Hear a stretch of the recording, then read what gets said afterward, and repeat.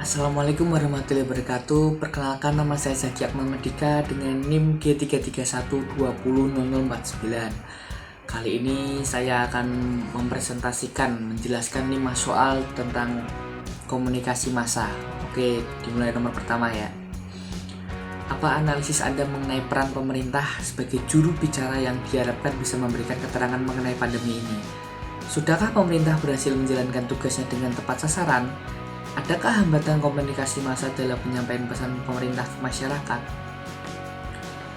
Peran pemerintah itu sangat penting ya untuk menyebarkan informasi ke masyarakat dengan di media massa sebagai perantaranya.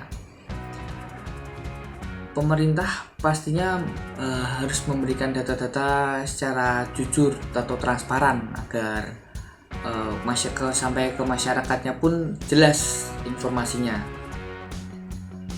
Dan menurut saya pemerintah sedikit nakal.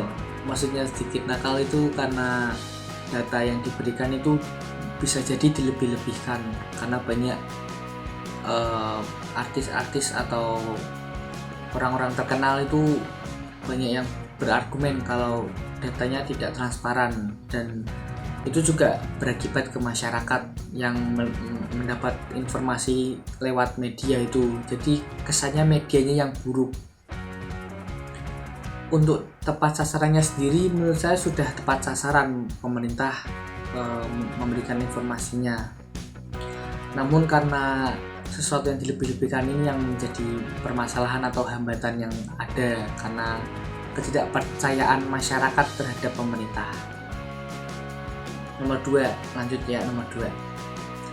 Bagaimana pers atau media massa bekerja di saat pandemi ini, kaitannya dengan mengambil data dari keterangan pemerintah mengenai pandemi ini? Apakah semua keterangan yang diberikan oleh pemerintah benar-benar sudah memenuhi standar terbaik pemberitaan? Minimal media massa menyajikan data terbaik dan terlengkap, bukan melulu sisi dari pemerintah. Awal mulanya mungkin memang media massa mengambil mentah-mentah informasi yang diberikan pemerintah secara langsung ya. Tapi karena banyaknya opini-opini publik yang keluar nyerang media massa, karena kan perantaranya media massa, jadi jatuhnya yang namanya jelek media massa karena yang memberitakan lah bahasanya. Otomatis dari pengalaman itu media massa otomatis tetap harus merevisi cara kerja mendapatkan informasi inilah.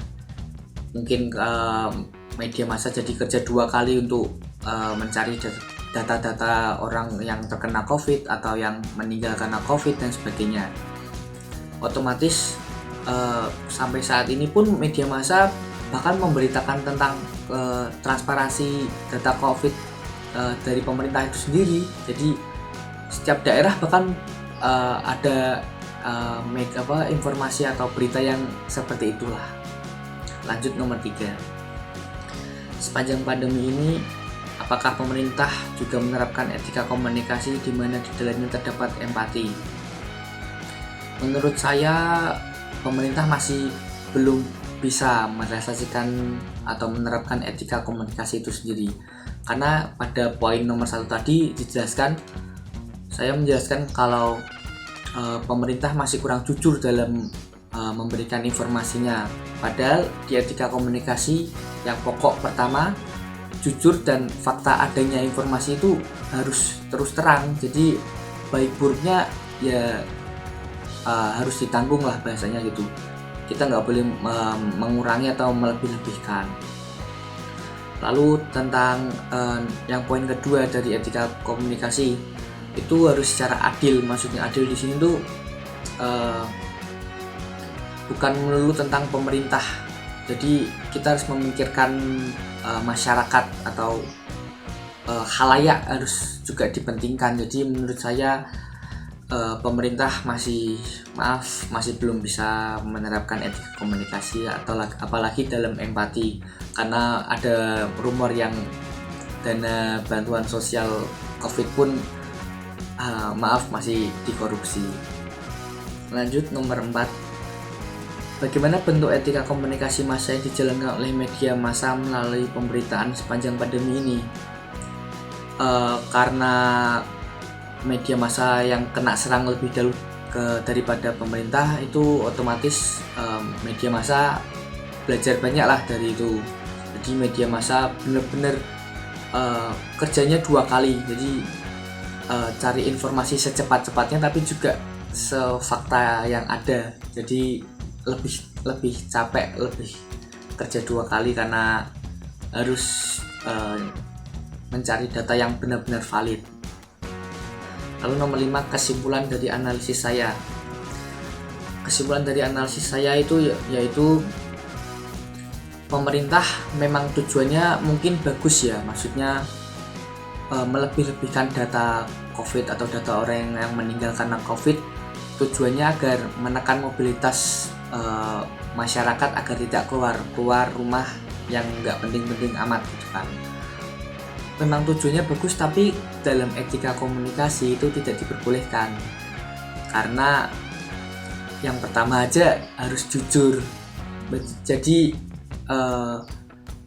untuk menekan atau mempersuasi masyarakat itu pakai cara lain lah, jangan pakai cara yang bisa dibilang kurang baik gitu.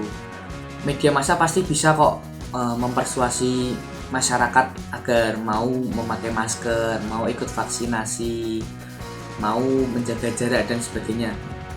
Justru malah kayak gini atau pemerintah seperti ini tuh jatuhnya malah masyarakat tidak percaya sama pemerintah, malah jadi banyak yang berpikiran kalau COVID ini dibuat-buat, jadi banyak yang nggak mau vaksinasi, jadi informasi yang diterima masyarakat jadi salah persepsi. Jadi lebih baik kita normalkan saja dalam bermedia massa ini, otomatis kita juga pasti akan berjalan dengan baik. Demikian 5 soal yang bisa saya jawab dan saya analisis. Mohon maaf jika ada kekurangan dari saya, mohon maaf. Assalamualaikum warahmatullahi wabarakatuh.